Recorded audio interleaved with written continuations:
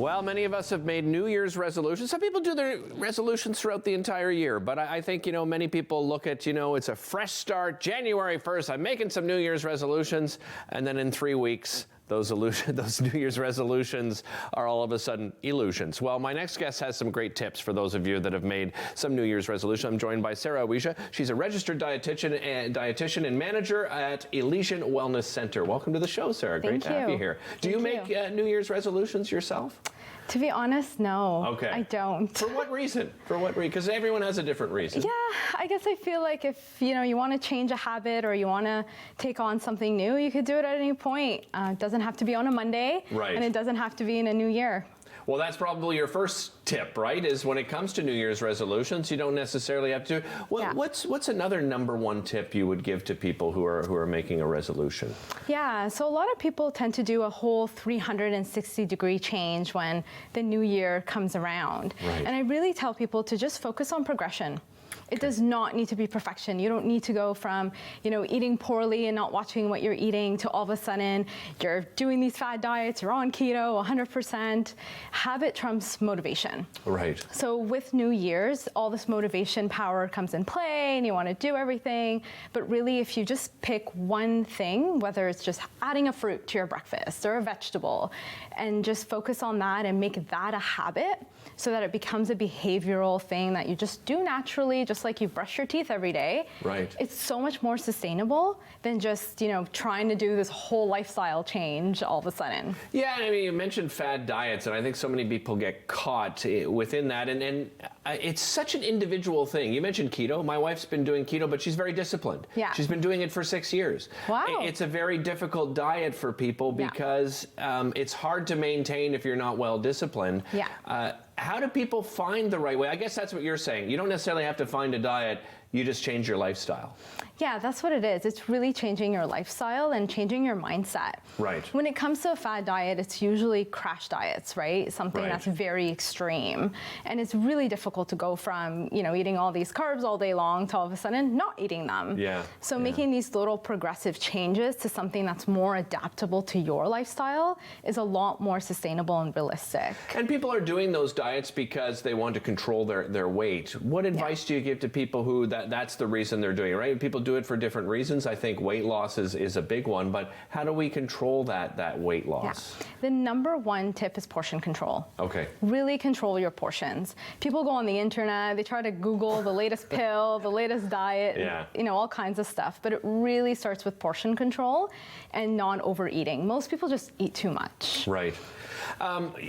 Exercise is a part of what we're going to be discussing today, and I think for many people they don't do the right things before they even start exercising. What do you suggest people do, even as far as fueling yourself for exercise? Yeah, so another huge New Year's resolution is hitting up the gyms. Right. The gyms get so busy, and fueling properly and eating the proper nutrition is so important. I don't want to say there's no point in exercising, but you're not going to get the full efficiency of it if you're not eating properly. Okay. And making sure you're getting the right amount of carbohydrates, the right amount of protein before and after. I like to call it kind of sandwiching your workout with the proper food. And of course, seeing a registered dietitian or some sort of professional to help with that. So yeah, let's talk about that. So how do you work with clients then in making sure they find sort of that right fit for them? Yeah, so everybody's very different. So when they come in, typically I do an assessment. I see what their current lifestyle is looking like and their time restraints, and we work around that. I calculate the macros, things, calories, how they should be eating. I make a meal plan, and we get started from there. I want to go back to dieting for a moment because we've heard that term yo-yo dieting, right? Yes. Where you gain and you lose and you gain and you lose. What's the danger of yo-yo dieting? Yeah, that's a very good question. Yo-yo dieting could really destroy your metabolism. So a lot of times I get people once they hit their 30s who have dieted ever since they were a teenager trying to lose weight and throughout their 20s. And they're like, Sara, I just keep gaining weight. I'm not eating and I'm exercising, but I just keep gaining. And that's usually one of the biggest hints that now you're at metabolic damage. Okay. You've damaged your metabolism. Can you correct it? Yes. What's the best way to correct it? It's actually eating more. Really? So it's called reverse dieting. Okay. You would really shoot up their calories to stimulate the metabolism. So you're out of the starvation mode. So all of a sudden, your brain starts, giving signals and throughout your body that no, this person's not starving, they're actually eating, and then all of a sudden the metabolism starts to speed up to burn food that they're eating. Yeah, I was gonna say, how do you convince somebody of that, right? That, okay, we got to reestablish your metabolism and you're going to eat more and do more calories.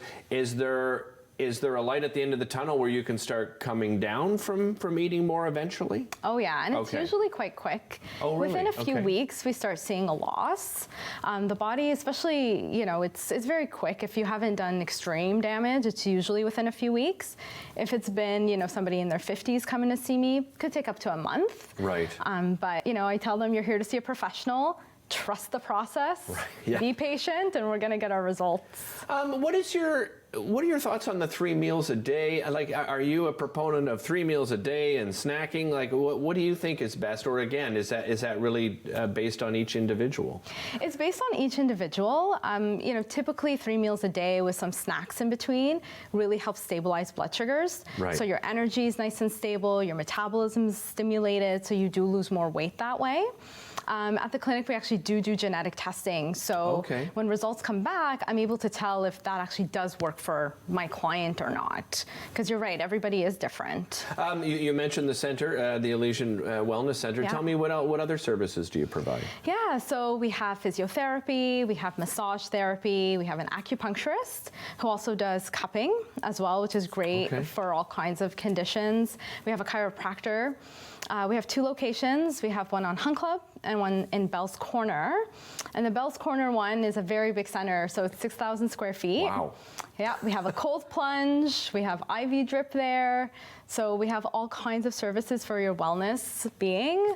I'm going to come and get a tour of that. That sounds absolutely amazing. Yeah, we have a beautiful yoga studio and gym area as well. Wonderful. Sarah, thanks so much for joining us. Really appreciate it. And I promise I'm going to come on that tour because I want to see that facility. Yeah. You can find out more information, of course, of visiting the website. We'll be back with more Daytime right after this.